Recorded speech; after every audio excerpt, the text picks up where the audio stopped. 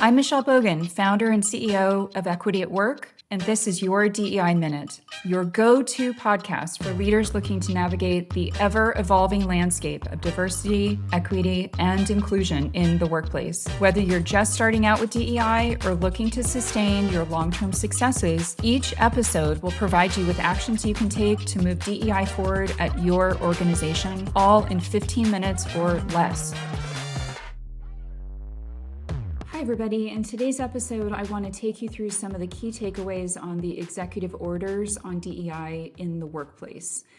There has been a ton of chaos and confusion and fear that has come out in the US related to these executive orders. So we have spent a lot of time going through them in a great deal of detail. We've gone through them with some employment attorneys and with other experts, and want to give you some of the key takeaways. Of course, I will say this multiple times throughout this episode. If you have any doubt about if or how these orders impact you, please be sure to talk to either your general counsel or to an employment attorney to make sure you're totally clear. But we will give you some overall guidance, and hopefully this does help provide some clarity on what you do and don't need to be concerned about. And I will also preface this by saying there have been a lot of lawsuits already filed related to this, so I'm sure that these things will change. They will morph and evolve. I'm sure if things are turned down at one stage, they'll probably be appealed, and there may be a long process before we know exactly how the courts will finally interpret these different orders and what will stay in place. So be sure to sort of check, the latest updates and latest news. We will continue to post updates on our website and in our newsletters, so you can go there, sign up for our newsletter on equity-at-work.com, and check our website blog. We will always keep updates there, but just be sure and really stay up to speed on these because things are changing pretty rapidly. Okay, so first I want to talk about who is impacted. And again, I'm just focused on the impact of these orders on DEI in the workplace, not broadly outside of the workplace. So keep that in mind as I take you through these. The primary focus for these orders is on federal agencies, federal contractors, and organizations that receive federal funding.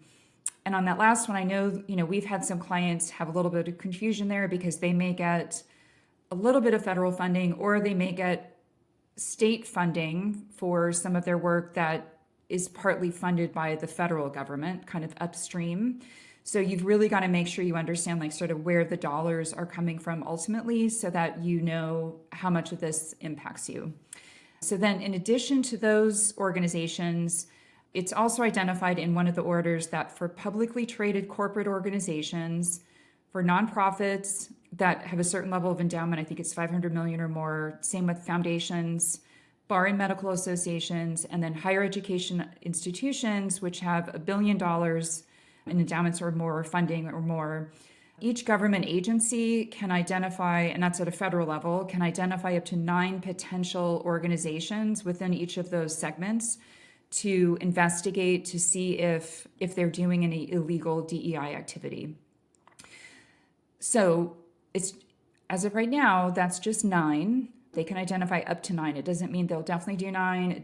I don't know if that means it'll be 9 now and 9 more later, but they're really going after the largest of those, probably the best, the biggest names, the most highly funded, et cetera, that are, not following what the rest of the executive order is talking about. And if you're interested, again, on our website, we have a summary of this, as well as a very detailed breakdown of which statutes apply to which parts of, which segment you're in as an organization. So be sure and go there to get more information.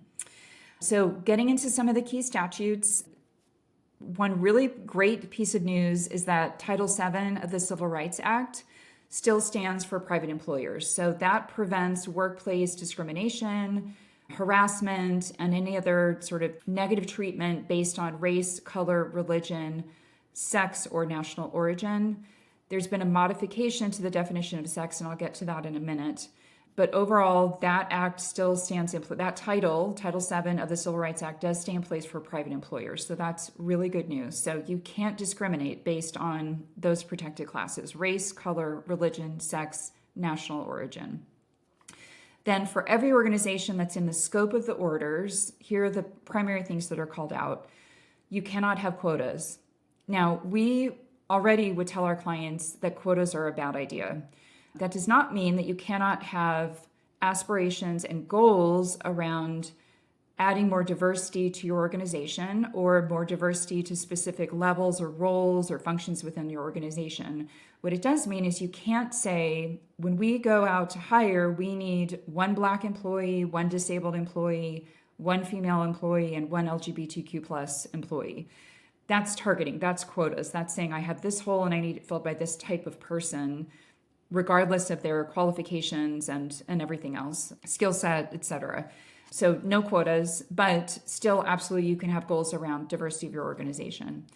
No preferred hiring, staffing, or promotions of employees based on a protected class. Again, this is something we're already telling clients not to do. However, what you should be doing is making sure that all of those processes and those policies have been scrubbed to ensure that as much bias as possible has been taken out of them. So you've got good checks and balances, you've got a diverse set of employees internally participating in those decision-making processes. You've got some oversight happening there, and you're just making sure you're not giving anyone preferential treatment or overly biased treatment that's holding them back. No labeling or assigning employees as privileged. I don't think anyone likes to be labeled anything, so I would say that is a good thing to not be doing. It's not something we would counsel clients to do anyway, so just making sure nobody's sort of being stamped a label related to privilege. Similarly, not rating employees on a racism or a bias scale. I think there have been some trainings out there that have happened where people take kind of like a bias test, or they might have to rate themselves on a racism scale or something similar. We don't like doing any of those things because we definitely like to educate on these topics to raise awareness, but not have anyone do self-rating, and definitely not rating of other people, because it really causes a lot of defensiveness. It causes people to shut down. It creates a lot of just controversy in those settings. And at the end of the day, what we really need to do is just raise people's self-awareness about any bias they may have and give them the skills and tools on how to help mitigate that, how to interrupt that, and how to do better, so that all of us can be sort of continuously improving ourselves.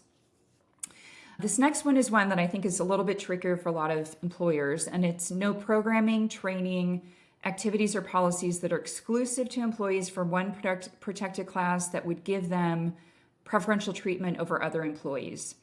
So the questions that we've gotten on this one are related primarily to ERGs and then to any professional development programs or sponsorship programs or special training that is targeted at maybe high potential employees from a particular protected class that they have wanted to just sort of bolster, the skill set and leader and professional development around.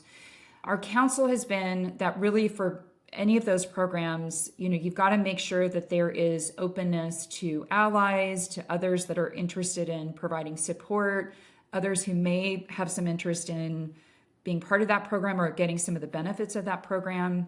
So I'll split them into the two things. So for ERGs or affinity groups, some people call them BRGs, what that means is, and we've been counseling people on this for quite some time anyway, is to not have that effort be 100% siloed from the rest of the organization. So an ERG, let's say it's a women's ERG, that ERG absolutely should be open to anyone who identifies as a woman. And there should be some space and some meetings for people who identify as women to talk about some of, the common challenges they have, to provide each other support, provide each other coaching and mentoring, and maybe identify a couple of ways to advocate for themselves in that workplace. Additionally, that ERG should be open to others who want to help the cause, learn more about those issues, participate in some way. The ERG also should be sponsoring, education for the entire organization, or joining with another ERG in a philanthropy effort, or sponsoring, a happy hour that provides some education. So ways that it's still very integrated with the overall workforce.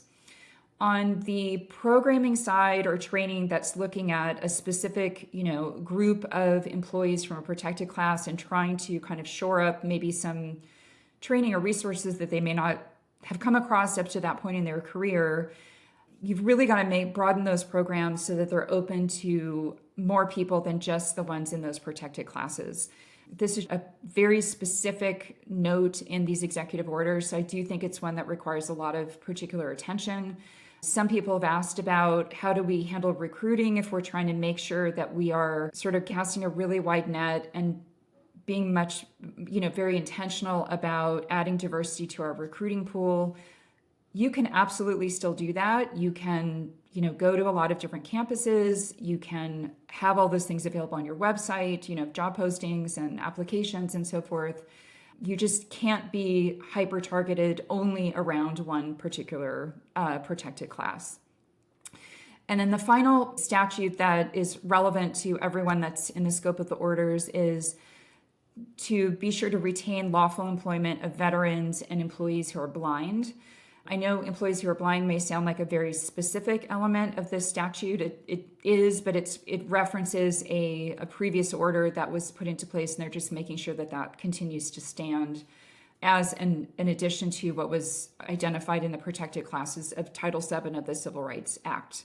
So again, making sure you're still employing veterans and supporting any employees who are blind. The next piece of this is I want to call out specifically what federal agencies and contractors must do in addition to what I've just talked about. So there are 3 additional things all related to gender. One is only recognizing 2 sexes, male and female, and that's based on the gender that person was born with. Related to this, to not use federal funds to promote gender ideology and to not use gender identity as a replacement for sex. So all of this is very targeted at folks who are non-binary, who identify as they, them, and transgender employees and contractors and grant recipients. So this is very specific language. It's already being challenged in court. I do not know where this is going to land. My personal hope is that this is shot down because gender identity is the core of everybody's identity, and we need to support and protect that and let people choose on their own how they identify in the workplace and out in the world more broadly. That's my personal perspective. But as of now, you would be at risk if you're a federal contractor and you do have those things in place. If let's say that you're recognizing more than 2 sexes and so forth, then you are going to put your contract at risk. So this is one I think is a really good one, important one to talk to general counsel about and make sure you work through a very specific strategy and maybe do some risk mitigation and risk planning around. If a federal contract is like 1% of your business, you may say, I'm fine. We're going to support our employees as we have and want to continue to do. We can let that contract expire, not go after it again, or we'll take the risk. If it's 50% of your business, it may be that in order to stay in business, you have to do some of these things. And, I'm sure that would be an incredibly heartbreaking decision, but you've just got to work through, some of the trade-offs there and decide, at least in the short term where you need to stand. The final piece here is that federal agencies and anyone dependent on federal funds also must designate intimate spaces designated for girls, women, or females, similarly for men, boys, or males by sex and not gender identity. So this is taking it one step further and basically trying to eliminate transgender folks from using the bathroom of the gender identity they've transitioned to, and to get rid of any kind of safe space for transgender employees to use facilities or have, an intimate space designated just for them, which is, again, completely heartbreaking. So that's another one. Again, if you're dependent on those federal funds, you're going to need to really sit down and work through, what's the risk to our business versus the risk to our employees, and where are we going to draw the line here. So last piece I'll cover is just timing and ongoing direction. These orders have a variety of timetables, some of them in like the 60 to 90 day time frame. I think one of them went a little bit longer, into 120 days, and those were all for the heads of different agencies to come back with a more detailed plan of how they're going to put these orders in place. So obviously a lot more to come there. We're only about 30 days into these orders having been issued. So we'll need to see, what more specific direction comes back. Anything that's in court, I think probably is on pause and won't pick back up until court's made some kind of decision. We'll have to see how the courts interpret what stands, what doesn't, et cetera. There are websites out there that you can go to and track the status of different lawsuits related to the executive orders. There's a clearinghouse, I think, through the University of Michigan that is tracking. I think there are several others that are doing that as well. I know the ACLU is active in tracking at least the cases they're filing against. So be sure and, again, go out and do an updated search on that if you're curious about where these things stand as of today. And again, talk with your general counsel or your outside counsel and make sure you're getting good legal advice and support on this. Finally, just final reminder, we've done a detailed breakdown of every clause in each of the orders that impact DEI in the workplace. We have a very detailed document that says, let's say I'm a foundation, which of these things apply to me versus I'm in higher education versus I'm a corporate entity. Makes it really easy to kind of, track where you need to be concerned and where you don't. So feel free to visit our website and link to that. And if you have any questions, of course, please reach out. We're available anytime. We can help you assess your risk and figure out the best path forward for your organization to still stay committed to the work and do the work. DEI in total is not outlawed. It's just specific elements of it. So please stick with it. And if there's anything we can do to, provide you guidance and counsel, we're very happy to do that. And that's a wrap. I'm Michelle Bogan, and that's your DEI Minute for today. Thank you so much for listening. Please be sure to follow us wherever you listen to podcasts, and don't forget to leave us a review. If you ever have questions, please visit our website or send us an email.